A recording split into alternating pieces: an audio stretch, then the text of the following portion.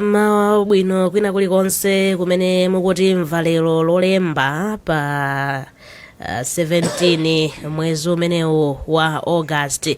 Ena tinagona tikudziwa kuti ena kunali kuchezera ndithu zochitika zinachuluka dzulo usiku, koma chachikulu ndi mbiri imene Scorchers achita ku Morocco makamaka mu mpikisano umene wa WAFCON. Ine ndi Benedetta Chiwandamia, ndikulandireni mu programu yathu yoyambirira sabata ino ya kulinji imenenso ndithu chidwi chathu chikhale chikuyang'ana masewero amenewa. Ndili ndi wanangwa chafulumira mu studio muno. Wanangwa wadzuka bwanji? Ndadzuka bwanji. Ndadzuka so bwino. Ndi manena ari kuti nanunso ruma umukhanga kuti dzulo munachezera kukuwa. Ndaya no. Amalawi kulindino kwirapo. Pang'ono ndithu mangoenda kuti nanga sayita ugona. Zofunikira. Zikhangati yayi. Mina pango tikuchira. Aiti amike monga ni makambira omvera amene mukutimvera mwa nthawi zonse. Tsiku la lero kwambiri tifuna tikambe zambiri imene Scorchers achita ndithu ku WAFCON kufikiranso kupanga qualify ku masewero a World Cup amene achitike ku Brazil chaka chamawa. Lero tikuyang'ana ndithu za ulendo wodabwitsa wa timu imene ya mpira wa miyendo ya amayi ya dziko lino imene inatenga nawo mbali ndithu mu mpikisano umene wa Women's Africa Cup of Nations ku Morocco, komanso kuti iwo wampaka kufika mu ndime ya mafinals. Tikukamba pano akhala ndithu pa nambala yachiwiri mu mpikisano umenewu. Kodi zimenezi zimwina zikutanthauzanji, zikupereka chithunzithunzi chotani makamakaso kutsogolo la mpira wa amayi mdziko muno? Wanangwa tikudziwa kuti iwe ndine si akatswiri pa nkhani za mpira, komano takhalabe tikutsatira ndithu ndi chidwi chifukwa cha zomwe amayi amenewa akhala kuchita, atsungwana amenewa ku Morocco. Tikudziwa kuti inalowa mu mpikisano umenewu koyamba kupanga qualify. Tinalinso ndi malire amene tinaziyikira ngati dziko kuti at least titafika quarter finals tinaona akuluakulu ena akubwererako ifo kuti tinalekera pamenepo masomphenya athu, koma azimayi amenewa afika ndithu mpaka kuma finals. Dzulo timayembekezera Brazil. Ndiye choncho lero tikufuna ndithu kufunsa kuti kodi mbiri yomwe Scorchers yalemba kumaka ku Morocco kumeneko ndi chiyambi cha nyengo yatsopano ya mpira wa amayi kuno ku Malawi, nanga ngati dziko tichitepo chiyani pofuna kuonetsetsa kuti mwayi umenewu kapena momentum imeneyi itapitirirako kupyola pamenepa. Tili ndi katswiri wa zamasewero a mpira mu studio muno, makamaka pa line pamene papa Karen Chaula, komanso tilinso ndi mtolankhani amene amadzitsata bwino amenenso pano ndi mneneri wa bungwe la Super League of Malawi amene ndi Communications and Marketing Officer Mwakhele Kaliande. Si wachilendo ndithu ku nkhani za mpira izizi, ali pa line kuti atithandizire kuunguza kuti kodi ulendo wa Scorchers wakhauli motani, nanga mbiri imeneyi ikutanthauzanji ku Malawi. Titani kuti ku World Cup ukuku zinthunso zikatiyendere mwapamwamba ndithu. Malipota zathu Blessings Tambala, Abdul Karonga komanso Nethahara khalenso ndithu ali pa line kucheza ndi Malawi, ndipo Chisomo Khasu ali pamakina kuonetsetsa kuti zonse zikuyenda bwino. Poyamba ndi landire Mwakhele Kaliande, wadzuka bwanji? Ndadzuka bwino kaya Benedetta. Ndadzukanso bwino, komanso ndi landire Karen Chaula, mwadzuka bwanji? Ine ndadzuka ine Benedetta, ine mwadzuka bwanji kumeneko ku General Corner uko? Ayi kunonso kwacha bwino ndithu, tinagona becha mmatumo kuchezera ndithu kufuna kuonetsetsa kuti game iyayenda motani. Mwakhele mwina ndiyambe ndi iweyo, umatsatira bwino mpira usiku osati kusulo mukokha koma wakhalanso kutsatira ndithu mpira umenewa amayi amenewa mdziko muno. Tikaona momwe Scorchers idayambira mpikisano ngati alendo ndithu kwa nthawi yoyamba mpaka kufika kuma final, komanso apatukamba zoti apanga qualify ku World Cup. Kodi ndi zinthu ziti zomwe muganiza kuti zathandizira kupanga mbiri imene, komanso ulendo umene wa Scorchers ungaufotokoze moni? Kwamene takambira takhalapo pakanema kuonera WAFCON, koma mwina kulibeko timu yathu, koma nkumaonerabe nkumaona maiko enacho amene akupangira, kumaona kuti kodawo awa atati tayimitsa motani utakuona kuti zimene zijazi zinaphelezera because we knew how to prepare for our opponents. Unlike them, amakhala kuti akudzidzimukano kuti koda izizi zikuchitika motani atiyambe kuyimitsa ndani kumalawi. So that gave us leverage. So it's been a story that has been promising from the word go. Chifukwa mwina tikangoyang'ana kuti tapita ku AFCON tachita zimene zizi tikhala ngati kuti mwina atsikana wangodzidzimuka. Koma glimpses of these girls giving us glory has been and will always be there. Komanso tikayang'ana masewera ampira wamiyendo atsikana ndi maiko ena sikuti tikusiyana nawo kwambiri. Yes, we might be kuti we are just developing our game now, developing in a sense that we are trying to put more proper structures bwinobwino kugamba za zinthu ngati maligi mwina kuyamba kuona kuti koda atsikana awa tatukula motani. Koma now when you're talking about the talent, when you're talking about the skill, we are not very far beyond behind matimu enaja. In essence, is the gap between nations in women's football is not so huge. Yonena kuti as Malawi we can't actually bring it down. Kapena kuti mwina ndichintunda yonena kuti kuyeneka chikwere.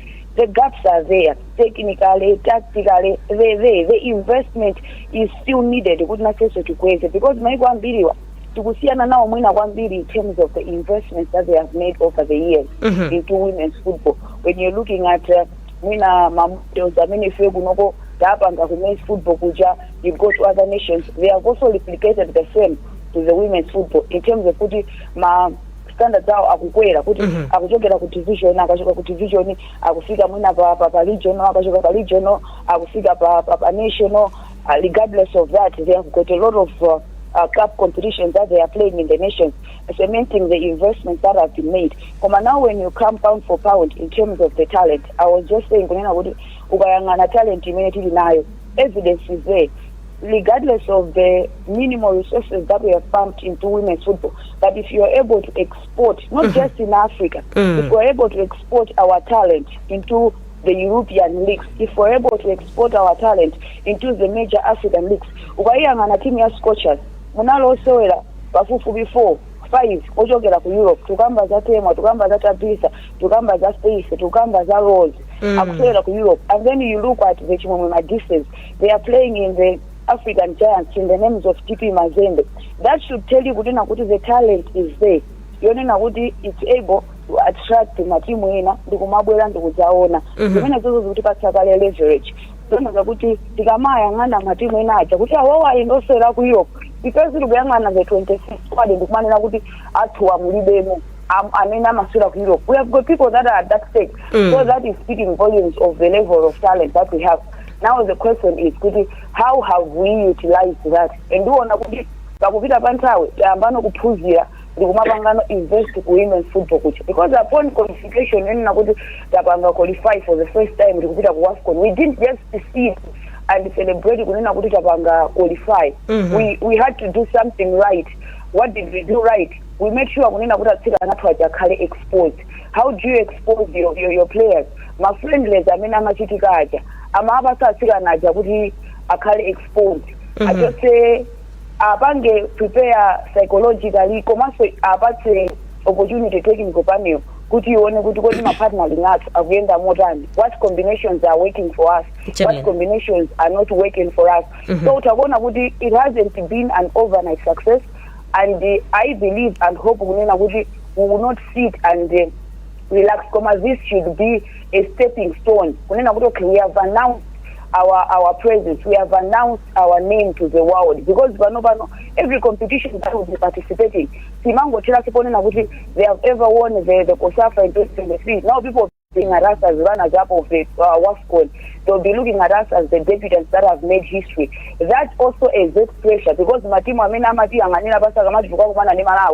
never look at us the same way. So this should be a stepping stone going into the future competitions that we'll be taking part in. chabwino zikomo kwambiri Mwakhele achaula Mwakhele wafotokoza magawo ambiri ndithu chinanso chimene anapanga point out ni nkhani yonena kuti kanali koyamba koma tinakwanitsa ndithu kudzikonzekeretsa bwino tinali ndi nthawi yophunzira kuona anzathu amene akusewerera atachita mwayi tapambana ndi matimu akuluakulu including the defending champions a chaka chatha Nigeria, Ghana komanso Algeria, ena mwa matimu amene tinachita bwino ndithu powagonjetsa. Kodi kupambana kumeneku kukusonyeza kuti Malawi tsopano ili pa mlingo watsopano tikamakamba za mpira wa amayi kuno ku Africa kapena mwina this was a once off momentum kwa Malawi achaula? Kupambana umene tachita ulendo uno chimene chakhala chosangalatsa kwambiri ndichonena kuti tinapita ngati ma-underdogs. Ndinganene kuti tinapangidwepo expose kwambiri, ngati tinapangidwapo expose ndekuti ndikukosafa kuja kumano uku ndikonena kuti tinakakumana ndi matimu zonena kuti sionena kuti competition imeneyi kanali koyamba, kanali kangapo koma ife tinapita koyamba chifukwa kupita koyamba kamakhala kuti chinthucho chikhala chovutirapo kuti mwina mufikire mulungu umene ali anzanu. Komano tikayang'ana amene anapitira atsikana anapita ndi confidence ndithu kuti tikupita kumene kujako kuti tikapange nawo mpikisanowu, koma tikufunanso tikaonetse ndithu kuti kumwera kwa Africa kuno Malawi ndithu naye amafuna ataonetsa kunena kuti liluso limene makochi agwira mu zaka zapitazi kuti iwo ajafike pamene paja. Kufika pamene pajapa ndi chinthu chokondweretsa kwambiri chifukwa chonena kuti matimu ngati Nigeria mukayang'ana ndi matimu amene ndithudi anali matimu zonena kuti ukamakhala kumazifunsafunso lonena kuti kodi tikamenya ndi timu ino zikhala zotani. Tingokutengerani kone mbuyo chaka chatha pamene ndinali ku Morocco konkonane ku Rabat ndapita kumaphunziro aziphunzitsi amakochi nakumana ndi nzanga asoma ku Nigeria anachita kundisimikizira kunena kuti ife tikupita kumpikisano limodzi ndi inuyo inokakhala koyamba, koma ife tikukhala ndi mantha tikuopa atsikana anu awiri aja temwe nditapita amene ajanda amene tingaope kwambiri kwa ife tikupasani machances ambiri kunena kuti ino mutha kuti chino muone kuti mbiri ndithu yachokera patali chifukwa atsikana athu ukamenya kuno ndichamtengo wapatali. Ndiponso tikayang'ana atsikana athu amene akumenya lokale kunoko ndionena kuti nawonso adafunisisa kuti akapange mayina kumene kuja. Komanso ineyo chimene chinandipasa chidwi nchonena kuti technical panel yathu tikayiyang'ana iyayi panali mgwirizano, panali kuchirimika ndithu kuonesa kunena kuti mpira wathu kunoko ku Malawi ukukwera nonso pano ukupita mamlingo pameneno maiko ena akuyembekezera olonenganene kuti FIFA ikupanga develop maiko aku Africa kunoko ndiye yaona usati yaonetsa koma yaonano President Infantino nayenso anali okondwera kwambiri kunena kuti dziko la Malawi lafika ndithu pa level imene ijayo. Komanso ineyo china chimene chinandipatsa chidwi nchonena kuti mmene tatenga golden boot imene ijayo chimene chinasangalatsa nchonena kuti panali support. Tapita anayesesa kuti ampange support sister wake ndicholinga chonena kuti aonetse ndithu kunena kuti mumozi muli mphamvu ndithu. zikomo kwambiri achaula ndikudziwa kuti amalawinso dzulo usiku sanagone yayi aliyense anali kalikiliki maso pakanema kufuna kuona kuti kodi Scorchers ichite motani ndi atolankhani athu alinso m'maderamo kufuna kumva maganizo awiri atatu kuchokera kwa Amalawi ndiyambe kupereka mpata ndithu kwa Blessings Makuwira amene ali ku Balaka kuti nayenso acheze ndi Amalawi awiri atatu kuti amve kuti nawonso za Scorchers imene yapangira perform ku Morocco kuti pochani Amalawi. Blessings wadzuka bwanji? Ine ndadzuka bwino ka ine umene koma dzuka bwanji Benedetta? Ndadzuka bwino ndikupatse mpata ucheze ndi Amalawi. Apa ndi Amalawi awiri amene akufuna kuyikirapo ndemanga pankhani imene ndiye tekoyamba kuwadziwa kuti ndi ndani. Nyamata takupeza pano inali ndi ndani komanso program umene ndi akuli ndi nkhani ndi Scorchers kwamba mutuze zina ine zina langa ndi Don Matoka. Scorchers timu imene yazimayi oyamba kufika ku World Cup ndikushanda kutanji mukuona bundani kwa ine chimene choyo ndizipambana ndithu kutengera mwina mwake imene tamba imene timatengera azimayi ona lino ngati uli palibe zimene angachita koma kufika kumene kuja ku World Cup komanso mpakaso kuseweraso final ndi chipambano ndithu. Kuona kwanu boma komanso bunge limene lafamu ndikuti kupita chitsogolo Olympics cha mpira wa azimayi umene. Okay, amene tankuli onena kuti timaphwekesa. Now, boma chimene ngachita going forward kapena kuti afamu going forward mwina mwake angu abusa azimayiwa abusa how as in mwina mwake competition kulibe kwambiri kumene lijazi kutina take kulibe mmene timapangira ndazi bamba kapena anyamarapuwa kunoko kumalamu iyavasi platform yabwino inonena kuti chifukwa pali mmuzimu muyanaona atiza anonena kuti no afuna kuti nyamula so ati nyamula bwana sanga kuti nyamula ali kunyumba akugona tikuyenera cha apasi platform kuti kuzera muziko mmene zimachitikira mu ngati kwamboko tatukuza kwambiri apaso ndi nyamaraso mmodzi pamene safuna so kumaliza kuitirapo ndemanga kuno kubalaka kwamba zinalija komanso makhalira kuti kwamba dzina ndija ndi Benson popo chani kwapatira kuchokera kuno kubalaka makamaka mmajika wani mungemene ndikuchokera nkhani kulenga imva kwambiri ndipo tinene kunena kuti ndine wachimumu kwambiri kuponsanso mwina anthu amene ali ku Morocco padakali pano kunena kuti zimene atsikana apanga tichimikize pano kunena kuti atsikana amenewa apanga proof longo dziko la Malawi chifukwa kunena kuti famu imene imayendetsa mpira wathu kunoko ku Malawi imayang'ana kwambiri ku makamaka kumpira amene wazibambo komano zaonetsa kunena kuti ndi ma-resources ochepa amene amapita ku women's football zaonetsa kuti tapita mpaka ku WAFCON kuchoka ku WAFCON kapanganso qualify ku World Cup kuti mwina chaka cha mayi cha 2027 tipita kumene ku Brazil. Izi zikutanthauza chani zikutanthauza kuti adinde tsopano aganize nomwanti kuwina pamene awena kuti abalance mwachidule abalance kuti pamene ndalama zikupita ku mpira wa anyamata aonesese kunena kuti so ma-structures kapena kuti ma-stages amene mpira umene umayendera ku makamaka kumene ku anyamata ukhalenso chimodzimodzi kumene kukwatsikana puli nditosimikiza pano pakunena kuti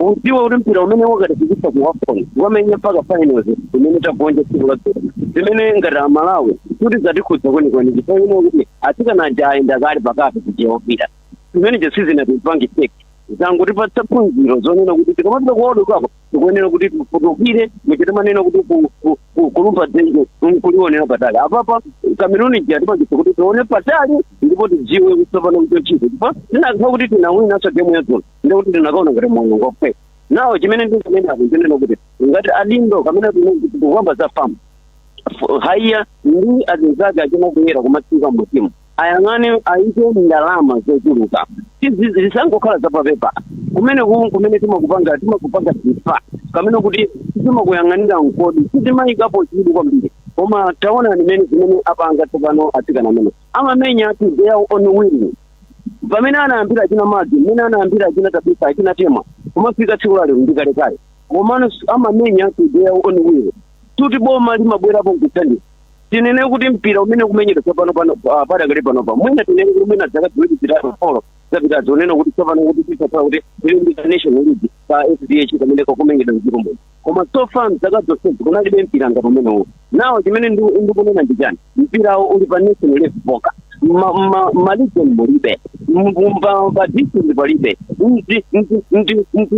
gawo tigazigawo sungapeze mpira wasikana ndinyekwe kwambiri mumaganizo mwa Malawi imakhala ngati kuti ndi chinthu chovomerezeka koma lero lidzaonesa kunena mtsikana atha kupanga chinthu nkubweretsa ndalama mdziko muno kanisi kuti nditanawo tili ndi forex yochuluka tili ndi forex yochuluka through football ya atsikana which means titayingaperereza okwanira titayika ntondi zokwanira ku women's football World Cup uyu tuzinasapitaka mwenye finals tayamba ndiwo uone kuti within 2 years 3 years ndinakatenga kosafa tabwera nayo ndi ndalama yochepa lero takukamenya finals ya tukamenya finals ya WAFCON so izoti pa nation ma equal 52 ifeyo we are now number 2 now tupita kwa World Cup koma kutani kuti zinthu zikhale zopitirirabe tikabwera kumeneko tikhale pansi kuti kodi tsopano ndi zinthu zoti zikhale kuti kulumikizika akamachero achina kabisa azibweranso ndiyena ena ndindani mbule mwina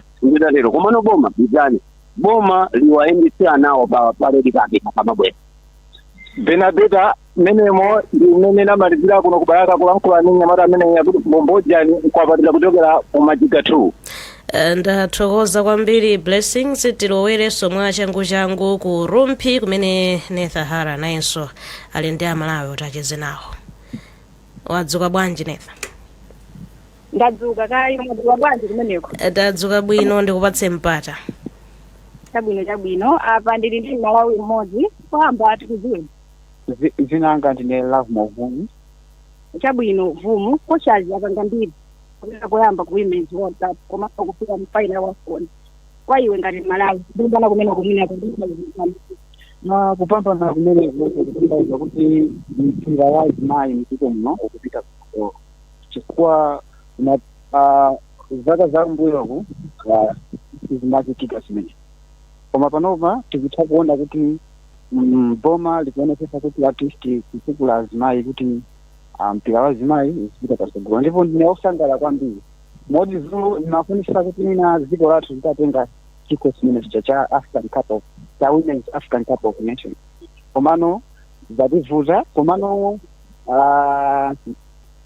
osati kuti ndine munthu oti ndikubwera mbuyo iya komano nkhani ndiyo kuti ndikuwayamikira asikana athu chifukwa cha mtima wozipereka kuti afike akukhala nambala 2 chinthu chopeka komanso ndikuwafuna zabwino zonse pamene ali akukonzekera kupita ku Brazil kukatenga nawo mbali kapena kukafera nawo mu mpikisano wa dziko lonse lapansi ku Brazil nde chimenechi chinthu cha mtengo wapatali ku dziko lathu muno ku Malawi ndipo ndine osangala kwambiri. Chabwino muna mufuna boma ndi famu zichite ziyani kuti zithandize kana mbiri ku Malawi kuyamba kapena kupitiriza kusewera mpira. Nkhani ya mpira ndi kapena kuti tichite bwino chinthu choyamba chikufunika nchokuti tikhale ndi maresources okwanira ndalama zikhalepo Minister of Sports komanso anzathu a football komanso amene amayang'anira za nthambi za football kunoko ku Malawi aonesese kuti azimayi athu asikana athu akhale ndi maresources okwanira mokuti akhathe kupikisana ndi matimu akuluakulu chifukwa World Cup kukakhala matimu ambiri asina England ndi matimu oti ndi amphamvu nde ifeyo ndi kuchetekera kwathu tikufunika kuti at least welfare ikhale yapamwamba kuti asikana athu akathe kukabwerako mwina afika achani position ina yake mwina afika level ina yake mwina achoka group stages kafika level ina ndekuti zitakukhala zinthu zosangalatsa kwambiri komanso chinthu china nchekuti kunoko ku Malawi kuno kumbuyo kumapangidwa mipikisano ya Presidential Cup imene ija imathandizira kuti tifufuze anthu amene ali ndi talent makamaka anyamata ndi asikana amene ali ndi talent kuti atha kumalowa mmatimu kukasewera dziko la Malawi ndikuti akakhala ali ndi luso anthu amene kuti tiafufuze pakufunika kuti pazichitika ma competition ngati presidential cup kuyambira mmidzi kukafikira pa national level. Timatimu tizisewera kutoka kumamizi kupikisana kupita kubwera kufika pa district level. Tikafika pa district level tifike pa regional level. Tikafika pa regional level ifike pa national level. Ndikuti zimene zitha kuthandiza kuti tikhaleso kuti tikufufuza maplayer amene atha kuti tiyalose ku timu yathu ya women's football komanso even ku timu yathu ya Zimbabwe ya Nyamata ndikuti zitha kuthandiza bwinobwino. Mfumu tundathokoza kwambiri. Zikomo kwambiri. Benadeta amene ndimene ndachezera kunokuruchi. Zikomo kwambiri Netha Hara mwina mwachangu ndilowerenso ku Ntchisi kumene Abdul Karonga akhale omaliza ndithu mpulogalamu yathu ya lero kucheza ndi Amalawi kuti timvenso maganizo awo. Mawa abwino Abdul.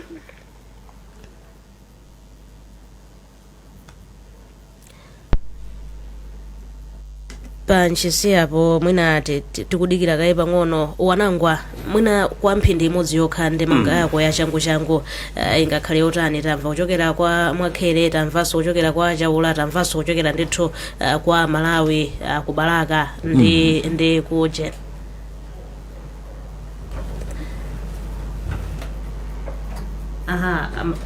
Manduza pakuti khangati Abdul jawabwerera ndi mwina ndingokuyimitsa pang'ono wanangwa. Abdul Karonga wadzuka bwanji? Ndadzuka, inu mwadzuka bwanji kumene? Ndadzuka bwino mwachangu ndikulole umvenso maganizo kwa Malawi ena omalizira ndithu mpulogalamu yathuyi. Iyi ndithokoze kwambiri apa ndi Amalawi inso awiri kuchokera kuno ku Ntchisi amene akufuna kupereka maganizo awo. Mwina choyambirira ndikudziwika ndi Lodino Zakweza kuchokera ku Ntchisi. Chabwino mwina timu imene ya Scorchers yachita mbiri koyamba kupita nawo ku Women's World Cup komanso kufika mu ndime yotsiriza ya mpikisano wa WAFCON. Ndikutanthauza chani makamaka kwa inu ngati nzika ya dziko? Ngati kwa nzika wa dziko lino komanso ngati okhala kuno ku Ntchisi. Ndachiona kuti nchinthu chosangalatsa kwambiri kuona mpira umenewu wa chisimayi umene afika mpaka ku mafinals. Oti zapangitsa kuti ambiri amene soti samakonda mpira kwamenenso amene samakonda kuonera mpira wa Zimbabwe zinapangitsa kuti akauonere mpira umenewu mwaunyinji moti ambiri ndithu mpira umenewu anautsatira bwino kotero kuti taona kuti chinthu chabwino kuti azimayi apitirize masera amenewo ambiri. Chabwino mukuona kuti boma komanso mwina bungwe la Football Association of Malawi lichite chiyani kuti zithandizire kuti atsikana ambiri apitirize komanso ayambe kusewera mpira? Atsikana amene wakuti apitirize masera amene wampira koma likufuna lilengepo mbali powapatsa ndalama zowayenereza pa ntchito yawo yosera masera amene wampira kuti nthawi zonse azikhala anthu osangalala akamasewera mpira wawo komanso kuti apitirize patsogolo masera amene ampira wa miyendo wa azimayi kuno ku Malawi. Zikomo. Tikudziweni. Nditane Kalulu Panda. Chabwino mwina Kalulu Scorchers yapanga mbiri koyamba kupita ku Women's World Cup komanso kufika mu ndime yotsiriza ya mpikisano wa WAFCON. Imene zikutanthauza chani kwa inu ngati nzika ya dziko? Malawi esa palonjoya chomwe chingofunika apa nchokuti boma lithandizire azimayiwa mbali ngati ya sponsor asamasoyekera eka training chantani zofunikira ngati zimenezo momwe machitira national team ja Flames ja Zimbabwe kumatuluka mapita kunja chanchani azimayiwa pomwe akonzekera ngati World Cup afunika kuti apange zinthu ngati ziti zimenezo ndizofunika sponsor mabungwe makampani boma ndife nzika Malawi ndandire zimenezo ndipo zomwe zikufunika zipange and Football Association of Malawi akwena athandize kwambiri ndalama zomwe zimapita Zimbabwe aja zimapita kwa Zimbabwe zaonongeka mbuyo zipindulire kwa azimayi amenewa cholinga tione tsogolo likhale lotani komanso kukhale maligi mang'onoang'ono madistrict momwe ayankhulira anthu ena kukhale maligi ngati momwe analili kalekale ngati momwe lichipi ku Central Region ija yanchani zimene zija maligi ngati amene aja abwerenso kwa azimayi pamene tikukonzekera World Cup uyi komanso kupanga build ma timu ena ang'onoang'ono azimayi omwe akubwera football ku nthawi yawo mtsogoloyi. Zikomo Abdul. Zikomo ndathokoza kwambiri Kalulu. Amenemo ndimene tachezera ndithu kuno ku Ntchisi ndi Amalawi amene amupereka maganizo awo pamutu wale. Ndathokoza kwambiri Abdul Kalonga. Mwina ndibwerere kwa achaula nkhani takambapo zambiri tonse tikuvomereza ndithu kuti Scorchers yachitira bwino, koma sitingoyang'ana pokhapa tikukamba zoti kusogoloko kuli World Cup. Kodi mwina ndi zinthu ziti zomwe zikuyenera kuti zikonzedwe kapenanso mwina kusintha kumene pa ground pofuna kuonetsetsa kuti takonzekera bwino, komanso kuti mwina mbiri imene tapanga ku Morocco isangokhala yakamodzi? Apapa ndimene ndikuonera tikabwerera kuno kumudzi, ndikukhulupirira kunena kuti makochi analiko kumeneko amene amajambula mavideos amagames athu, komanso makochi amapanga analyze mene tinamenyera, komanso taziona kuti kodi ifeyo pa standard yathu ngati ku Africa tafika pa mlingo umene uja. Ukuno tikupita noku tikunena kuti World Cup ndi maiko osiyana-siyana, ndiponso nganene kuti ndi makontinenti osiyana-siyana. Standard ya mpira wathu ndi standard ya mpira wanzathu ndiyosiyana kwambiri, koma pano pasitinganene kuti yasiyana kwambiri chifukwa chonena kuti tinafika ndithu pa mlingo umene uja ukakhala wachiwiri kuno ku Africa. Chimene chikufunika kuti tiunikirepo ndichonena kuti tipemphe companies apange support, apangebe introduce makapu ambiri, komanso makochi ayang'ane kunena kuti kodi pamene panativuta ife ndipati tikonzepo, apange beef up. Komanso ine ndinaonanso kunena kuti timu imene tinapita nayo ku WAFCON tisailuze, timu imene tikhale nayo pamodzi, tikonzebe ziwiri zitatu, tikapanga beef up, komanso afika nthawi imene tikupita ku competition ena amene angakhale kuti kayanda awiri atatu alowa mu timu yathu imene ndekuti tisakukachita bwino. Komanso tikakhala kuti tikumenya mu makapu osiyana-siyana kwathu kuno ku Malawi, kutulusaso ma products ena, ma products aliko, koma nonkhani ingofunika ndionena kuti ngati technical panel kaya amene amapanga organize zamasewero kunena kuti athandizire ndithu makoches athu, chifukwa sikuti kumapanga national team ija ifeyo anthu ena amene tili mbali pekaenda atolankhani kaya ndi ndani sitinga ikepo nzeru zathu, nafenso tikepo nzeru zathu ncholinga chonena kuti ifeyo ngati Malawi tikupita kumene kunjako kukagwira mbendera ndithu ngati Malawi tikukayimirira dziko lapansi, komanso tikupita kumene kunjako kuti tikayimirire kunena kuti ife ku Malawi kuno mpira uliko ndithu kuti tiapange support atsikana athu komanso ngati nation. Ndathokoza kwambiri Karen Chaula. Zikomo kwambiri. Mwakhere ndibwere tsopano kwa iwe, unafotokozapo ndithu zambiri kuyamba kuja nkhani za investment ndi magawo otero. Tikuyang'ana World Cup patsogolo pathu, komanso sikakhala komaliza kutenga nawo mbali pa mpikisano wa WAFCON. Chikuyenera kuchitika ndi chani tsopano popita chitsogolo pofuna kuonetsetsa kuti takweza ndithu masewero amenewa maka ampira wa miyendo wa amayi, komanso kuti tikachite bwino pa mipikisano imene ikubwera mtsogolo?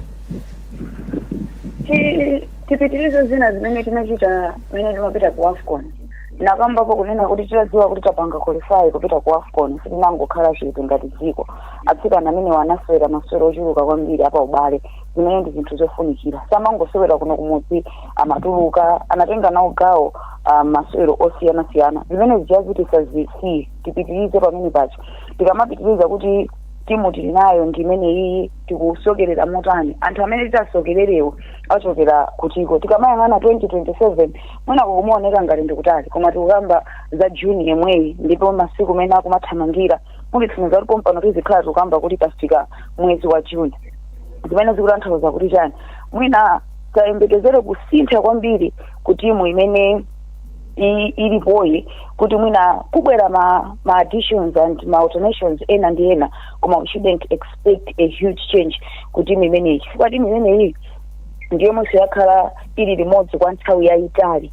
Koma tikufunikira kutani choyambirira tipange build technical understanding ya osewera athu, tikufika pa mulingo wina wa masewera amenewa which would demand another level of the technical and tactical understanding. Tikamakamba build understanding ya osewera athu kuti mwina azimvetsetsa pena in terms of the game management, what you need to do, how do you control when you're in such a situation, tipange zotani, tikhalenso tikuyang'ana mwina kuthekera kwa aphunzitsi athu kuti ali ndi kuthekera kotani. There are deliberate ways that we can do to build the technical understanding ya aphunzitsi athu. Mpira panopa Benedetta unasitha, mpira mwina sumene anthu tikudziwa wa zaka zapitazo, panopa mpira walowa magawo ambiri. We are talking about the sports science that has come to the game. We are talking about the technology that has come into the game. We are talking about a lot of areas, the physicality. Mwina siti mango yang'ana kunena kuti kodi munthu yakhale kwa zithu zotani, zithu zikubwera potani. If you're playing in defense, what kind of physicality is demanded of you? If you're in the midfield, what kind of physicality is required of you? Another advantage yomwe tili nayo ndionena kuti ukayang'ana squad yathu is a mixture of the young generation and those people that have been there in the game. I mean, so they are going towards their decline, because these are the realities remaining ngati zipo tufuna tipite patsogolo timene kati zivomereza.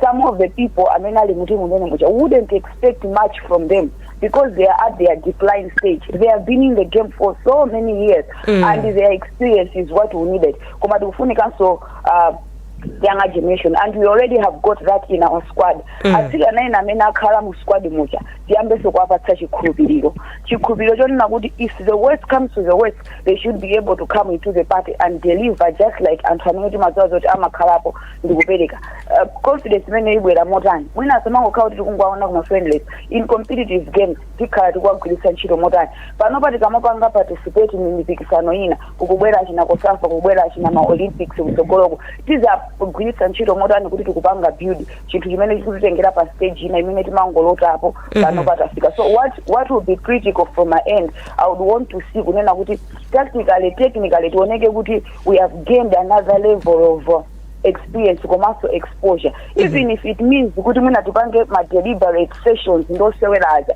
kungopanga wapanga empower tactically kuti amvetsetse masewero aja on another level sakuti akungosewera komano akhale ndi that tactical understanding yokuti yekha osewera mground mocha azitha kudziwa kuti panopa kodi ndikuyenera kuchita motani. Utakuona kuti pena umatha kuona kuti apapa mwina if only they could have managed the game at this particular level tinakatha kupanga penetrate motani. Mwina mwakhele ya mwamphindi imodzi tengerepo somwayi tisayang'ane game yonse yomwe tasewerera, tikangoyang'ana masewera amene tasewera dzulo ku finals, ndi maphunziro anji amene tikuyenera kutenga ndipo ndi ziti zimene mwina tikuyenera kukonza. Wayambapo kale ukamba za osewera enu ake onkhani ya mataktiki, komanso tikayang'ana technical panel yathu ikuyenera kumabwera motani pa nthawi ngati manager kuthandizira game pamene mwina zinthu sizikuyenda mmene timaziyembekezera. Mwamphindi imodzi mwina tisanapita kumasewera amene wandimakamba kunena kuti advantage yomwe tinali nayo ifeyo ndi timu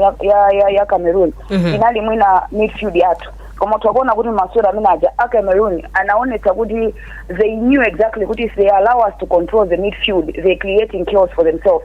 They did allow us to dictate play in that game. They did everything. We were almost second on the ball. Zimene zimatipatsa pressure yonena kuti we wouldn't play bwinobwino timapezeka zokuti we are trying to do the long balls that had been working in other games. And the Cameroon anadziwa kuti if we give them the long balls, we have got the pace and the agility in Tema and Tabitha. They'll cause problems in our defense. Tisalole kunena kuti ma long balls abake penetrate into our final third. Utakuona mina mapangira kati ma long balls athu zimene zinaonetsa kuti anali ndi tactical understanding. Komanso china chimene tinaoneka kuti kupanga replace our usual game plan. It was built around the first 11 from the Nigerian game all the way up until the semi-finals.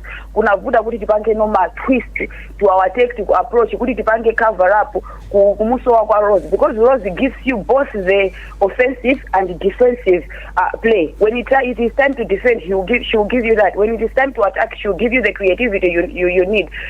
First, luck is that combination yuma makala nayo mwa yeyo ndi Rose. So that inatipangisa kuti our midfield should be exposed kwambiri. That cut supply ya kutsogolo kwathu kumene it was our most dangerous department in the whole tournament.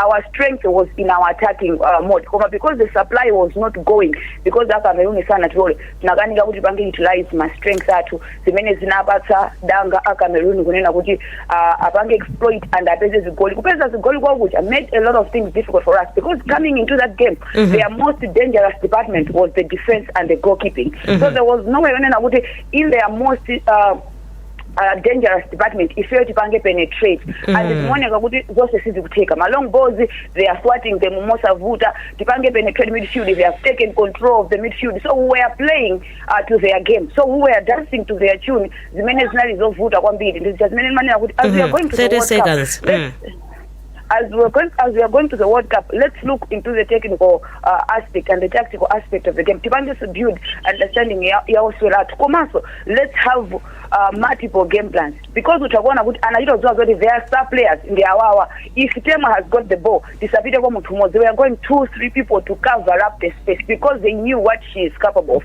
They knew what Tabisa is capable of. They knew what Faith is capable of if they give them the space. So technically, tactically, Cameroon had a better of us. Ndathokoza kwambiri Mwakhele Galiande. Zikomo kwambiri Benadette. Zikomo. Wanangu ati malize motani. No, ambiri zambiri zakambidwa, ambiri akunena kuti titengerepo mwayi tisagone timu iyi kupita kwa World Cup. Tichulutse ndithu zokonzekera tike machawi. Tikufunika ndithu mwina ma resources osiyana-siyana tichitenga timene tichitira ndi matimu ena onse andziko muno. Ndi udindo aliyense kuyambira boma komanso kuphatikizapo Malawi aliyense kuyesetsa kuti timu iyi ipite patsogolo, komano tichenjeze kuno ndi ku Malawi. Tisachitengeso cha mwayi molakwika, chifukwa ku Malawi kuno tazionapo madera ena ndi mbuyo mukhozopezeka kuti ndandanda wa mapuleya umene ulimene mudzi wakusewerawo pomazapita ku World Cup ena achitenga cha mwayi kwachotsapo ena ndi ena mwina kuyikapo ana athu chifukwa choti tili ndi mphamvu zapadera kandi fe andale kapena ndife audindo osiyana-siyana. Tiye tizisiye zinthu ziziyende mwachilungamo kuti tikaphulepo kanthu. Mawu amphamvu ndithu amenewo wanangu akutimalizira programu yathu. Sindofuna soweka mulomo zambiri ndi zimene zakambidwa, ndingoti congratulations to Malawi Scorchers, mwatika pamapo nchifukwa chake lero navala red ndithu in honor of our girls. Ngakhale wanangu membo sina kupeze I think sina ndi congratulations once again ma Scorchers, mukamabwera kuno takonzekera ndithu kuti tikupatseni ulemu wanu wapadera-dera pazazikulu zimene zachitika ku Morocco. Ine ndi Benadetta Chiwandamia, koma ndisanachoke pano ndithokoze ndithu wanangu achafulumira muno mu studio, komanso Mwakhele Galiande ndi Karen Chaula amene atipatsa ndithu analysis yabwino mmene game yayendera komanso chomwe chikuyenera kuchitika patsogolo. Atulankhani athu ndithu Abdul Karonga, Netha Hara komanso Blessings Makuwira, osayiwalanso Chisomo Khasu pamakina. Kulinji ikufikeninso mawa kuyambira nthawi ngati yomwe ija, koma posachedwa apa tikhale tikupatsirani nkhani mwatsatanetsatane mchingerezi tikangotha kulowa munsika. Amalawi kulinji no kulinji kumavetsera kuti kulinji lakaya lilongwe kulinji kumzuzu mbwanyeto kulinji nanga kuboma kukuchitika chani mwani akotia kuti bwanji kuti usaruka kulilabe nanga osolora ledesiya odija chirukuko chuyenda panji nanga nkhani zonyatisa sikulijani kumbolo pakati kulinji mwera nanga kwanuko kulinji kodi kuboma kustedi house kulinji nanaotuta mwadzuka bwanji kulinji ndakawata ziredio kukuliyani kulinji tikudalira inu kulinji